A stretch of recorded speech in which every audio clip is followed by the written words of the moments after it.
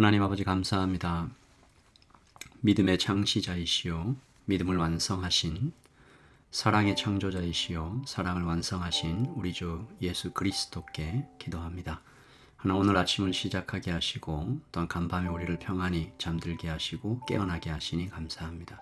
오늘 하루를 주님의 사랑과 인도하심과 평안 가운데 거할 수 있도록 도와주시옵소서. 히브리서 11장을 통해서 믿음이 무엇인지, 올바른 믿음이 무엇인지, 하나님께서 우리를 어떻게 인도하시는지 알게 하셔서 감사합니다. 오늘 아침도 하나님의 말씀으로 믿음에 대하여 더 깊이 알아가는 귀한 시간 되게 하여 주시옵소서.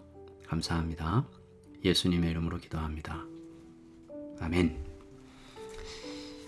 네, 7월 21일 목요일, 오늘 우리에게 주신 하나님의 말씀은 히브리서 11장 13절에서 22절 말씀입니다.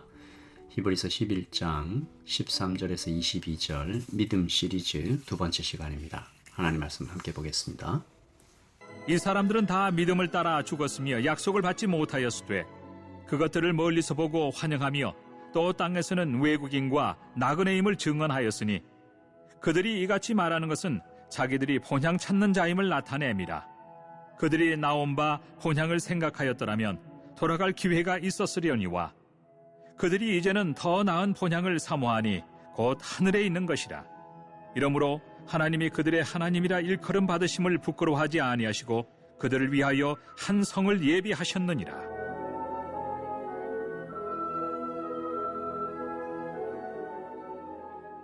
아브라함은 시험을 받을 때 믿음으로 이삭을 드렸으니 그는 약속들을 받은 자로 돼 그 외아들을 드렸느니라. 그에게 이미 말씀하시기를 내 자손이라 칭할 자는 이삭으로 말미암음이라 하셨으니 그가 하나님이 능히 이삭을 죽은 자 가운데서 다시 살리실 줄로 생각한지라. 비유컨대 그를 죽은 자 가운데서 도로 받은 것이니라.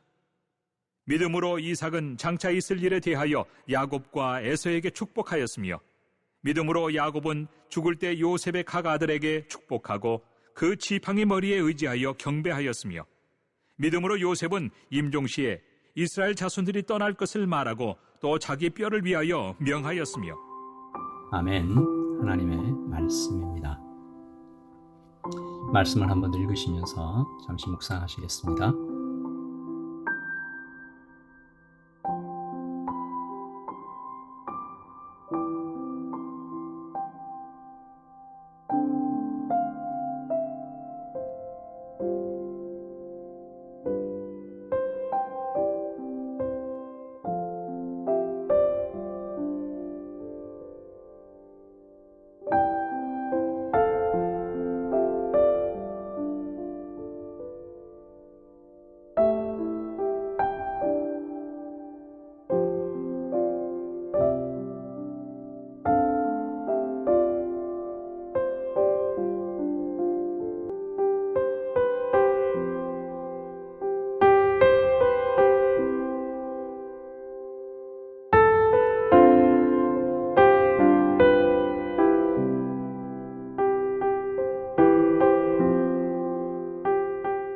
어제 우리는 믿음은 하나님의 열심이며 하나님의 믿음임을 살펴보았죠. 나의 믿음은 주께 있습니다. 십자가의 능력이 내 능력이 되고 주님의 사랑이 내 사랑 되는 것이 우리의 인생입니다. 오늘 이어지는 이 히브리서 11장 본문에서는 그럼에도 불구하고 여전히 고달픈 현실 속에서 믿음이 어떤 의미로 우리에게 다가오는지 살펴보려고 하는데요. 그 전에 한 가지만 다시 한번 좀 짚고 넘어가야 할 것은 히브리서가 특별히 11장 믿음장이라고 많이 부르는데 믿음의 백과사전 같은 곳이 아니고요. 특정한 상황에 있는 사람들, 유대인이면서 예수님을 믿은 사람들, 그리고 그들의 현실에 대하여 그러니까 안으로는 율법주의와 밖으로는 로마와 유대 종교 지도자들의 핍박과 회유를 당하고 있는 그 상황에 있는 사람들에게 쓴 편지다. 그러므로 그 믿음이라는 것도 그 사람들에게 해당되는 컨텍스트 안에서 이제 우리가 봐야 되는 거죠. 그러므로 지금 이들의 현실은 아주 막막하고 고달프며 고통에 찬 하루하루를 보내고 있는 거죠. 이 히브리서는 어제 우리가 살펴본 11장 전반부를 통해서 포기하지 않으시는 하나님의 열심, 자격 없는 자들을 칭찬해 주시는 하나님의 믿음, 사랑을 보여주시는 거죠. 다시 말해 아담이 죄를 지어서 멸망할 수밖에 없었던 이 필멸의 인류, 이 운명에 직접 개입하시는 하나님의 사랑이 어떻게 믿음의 영웅들이라고 불렸던 이 사람들에게 역사하셨는지 말씀해 주시는 것입니다. 가만히 두면 완전히 끝장나 버릴 수 있는 인간 세상이었잖아요. 그러나 하나님께서 그 세상을 그대로 두지 않으시고 아벨에게는 올바른 제사를 알려주시고 에녹에게는 평생 동행해 주시고 노아에겐 방주를 만들라고 하시고 완성될 때까지 함께 하시는 이런 것이 하나님의 열심, 하나님의 믿음, 하나님의 작정, 그리고 하나님의 완결된 뜻입니다. 그냥 두지 않겠다라는 거죠. 우리 탕자 이야기에서도 보시잖아요. 집안을 다 거덜내다시피 부모님 가슴에 못을 박고 떠난 아들이지만 떨어져 죽게 돌아와도 그냥 내쳐버리는, 그냥 내버려두는 그런 얘기는 아니다라는 거죠. 그러므로 하나님의 열심히 성도들을 다시 일어서게 하죠. 아, 하나님께서 여전히 일하고 계시는구나. 눈에 보이지는 않지만 예전에도 일하셨고 지금도 일하시는. 그러니까 믿음의 영웅들이라고 불렸던 사람들은 사실 믿음의 영웅이 아니라 하나님의 열심 때문에 그렇게 된 거죠. 아브라함이 영웅이 아니었습니다. 그렇다면 나도 그렇게 될 수 있다. 아, 나도 하나님 안에 있으면 아브라함처럼, 아벨처럼, 에녹처럼 그렇게 되겠구나. 믿음은 하나님의 말씀은 그렇게 된다고 확증해 주시는 그런 은혜로운 말씀으로 다가오는 것이죠. 그런데 문제가 있죠. 그렇게 좀 확신을 가지고 믿음으로 일어서려고 하는데 우리가 매일 아침 다시 맞닥뜨리는 눈에 보이는 현실은 여전히 좀 잔혹하다는 것입니다. 은혜는 한순간인데 일상은 끝없이 이어지는 것 같을 때 한 번의 은혜를 받고 크게 울고 큰 감동받고 이제 다시 일어섰는데 그래서 이제 고난도 넉넉히 이길 수 있을 것 같은데 막상 또 세상과 마주하니 감당이 안 된다는 것이죠. 그러면 의심이 찾아오죠. 낭망이 찾아옵니다. 기껏 하나님의 열심과 하나님의 믿음을 바라보며 큰 감격 속에 이제 길을 찾았다 했더니 그냥 넘어지는 나를 발견하면서 나는 왜 이렇게 약하지? 왜 고난은 끊어지지 않지? 내가 뭘 잘못했나? 나만 그런가? 다른 사람은 괜찮은가? 이런 상황에 있는 이 교인들을 향하여 히브리서는 믿음의 길을 걷는 사람들에게 이렇게 말씀하십니다. 그게 정상이다. 여러분, 아마존 밀림에 들어가면서 습기와 맹수, 독충과 험한 날씨를 예상하지 않는 사람은 없을 거예요. 그러나 그것을 뚫고 들어가면서도 아마존 밀림으로 들어가는 사람들은 그곳 안에서 울창한 그 자연님들과 황홀한 그 경치들, 그런 것들을 보러 가는 것이죠. 믿음의 길도 마찬가지입니다. 하나님께 나아가는 것을 방해하는 세력이 있죠. 맹수 같은, 독충 같은, 짜증나는 날씨 같은 악한 영이 이 세상이 성도들을 노리고 위협하고 유혹합니다. 우는 사자와 같이 삼킬 자를 찾는데요. 이런 상황에서 마냥 평안한 것이 더 이상하죠. 그러므로 오늘 히브리서는 우리에게 아주 당연한, 그러나 자주 잊어버리는, 그래서 아주 중요한 진리, 성도의 일상은 막막하다. 고난과 분투의 연속일 수밖에 없다. 왜냐하면 우리는 아직 집에 도착하지 않았기 때문이다. 나그네라는 거죠. 집을 떠난 외국인입니다. 그래서 오늘 13절 말씀에 이 사람들은 다 믿음을 따라 죽었으며 약속을 받지 못하였으되 그것들을 멀리서 보고 환영하며 또 땅에서는 외국인과 나그네임을 증언하였으니. 믿음을 따라 죽었어요. 그런데 받은 약속이 완전히 성취되는 것은 보지 못하고 죽었어요. 외국인처럼, 나그네처럼 그렇게 살다가 죽었다는 겁니다. 하나님의 열심은 우리가 이 잔혹한 현실을 믿음으로 바라볼 수 있도록 끝없이 설득하고 은혜 주시는 것이죠. 힘과 용기를 때를 따라 더해 주시는 것입니다. 다시 말씀하시죠. 설득하고 문제를 다 없애주시는 것이 하나님 은혜가 아닙니다. 기도만 하면 척척 이루어지는 판타지를 하나님 선사하시지 않아요. 우리 한번 생각해 보십시다. 원하는 대로 다 이루어질 때 우리는 하나님을 더 사랑할까? 아니요. 우리는 방종할 것입니다. 우리는 하나님을 도구처럼 생각할 거예요. 하나님의 가장 큰 소원은 우리가 구원에 이르는 것입니다. 그래서 때때로 우리가 아파도 눈물이 펑펑 쏟아져도 필요하다면 고난을 허락하시는 것이, 이것이 성도의 인생입니다.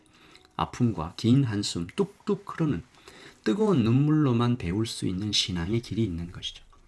여러분, 아브라함이 이삭을 바칠 때만큼 큰 고통이 그의 인생에 또 있었겠습니까? 100세나 되어서 얻은 아들을 다시 바쳐야 돼요.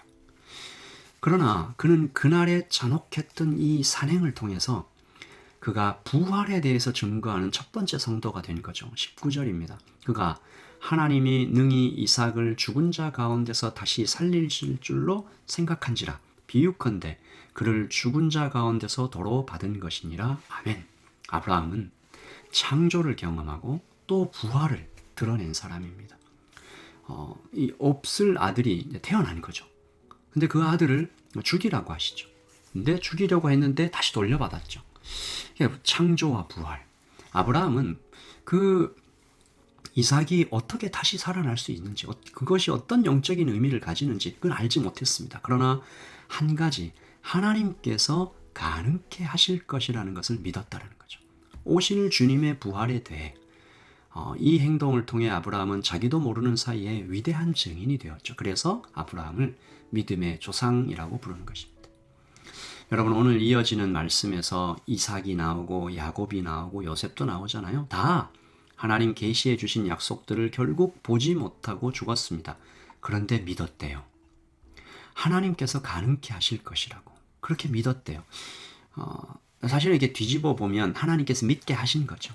이삭은 한평생 신실하셨던 하나님의 열심에 설득되어 장차 있을 일에 대해서 야곱과 에서에게 축복합니다. 야곱과 요셉도 똑같이 하나님 안에서 예언을 하는데 특별히 22절 보시면 믿음으로 요셉은 임종시에 이스라엘 자손들이 떠날 것을 말하고 믿음 안에서 얘기한 거죠. 그러므로 오늘 우리도 그렇게 오늘을 살아갑니다. 눈에 보이는 현실이 팍팍하다 못해 너무 힘에 겨워요. 하나님을 바라볼 때는 좀 힘이 나는데 눈을 조금만 돌리면 거친 풍랑이고 계산이 안 나와요. 그런 현실을 우리가 만납니다. 제가 어제 청년들과 함께 좀 비전을 나누는 시간을 가졌었는데 지난 목요일부터 토요일까지 3일간 이 킹덤 페스티벌을 통해서 큰 은혜를 받지 않았습니까? 그 은혜를 받으며 제가 집회를 참석할 때 하나님께서 제 안에 한 꿈을 주셨는데 그 꿈은 간단합니다.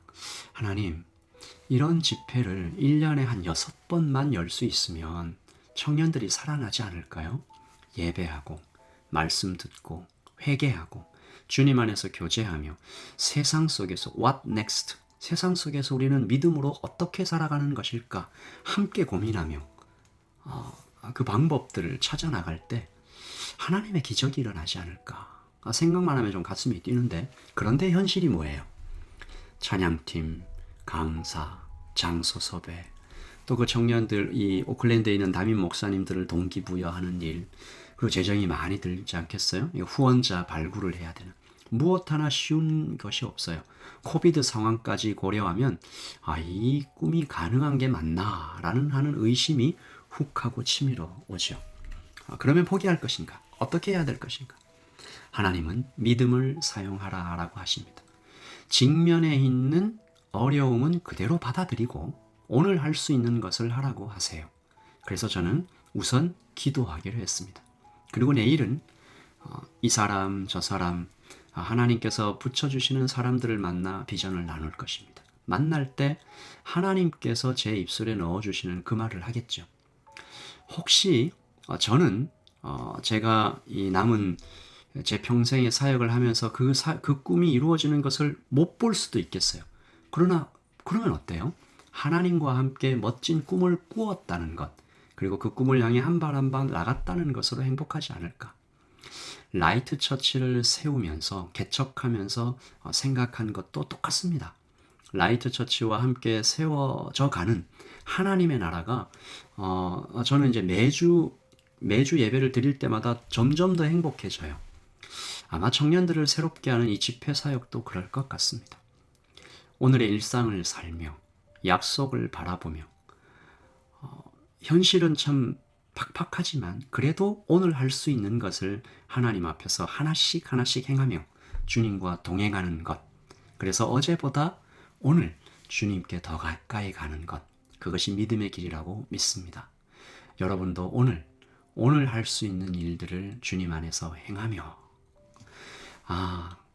성도로 살아가는 것 어쩔 수 없다. 팍팍하다. 그러나 주께서 함께 하신다. 우리를 점점 더 강하게 하실 것이다. 그런 믿음을 가지고 오늘 하루를 살아가기를 소원하면서요. 이 아침에 하나님 우리에게 믿음을 더하여 주시옵소서. 우리가 이렇게 믿음을 막 생산하는 사람들이 아닙니다. 하나님께서 우리에게 믿음을 넣어주시는 거죠. 하나님 우리의 믿음을 더하소서. 우리 기도하면서 하루를 시작하겠습니다. 기도하겠습니다.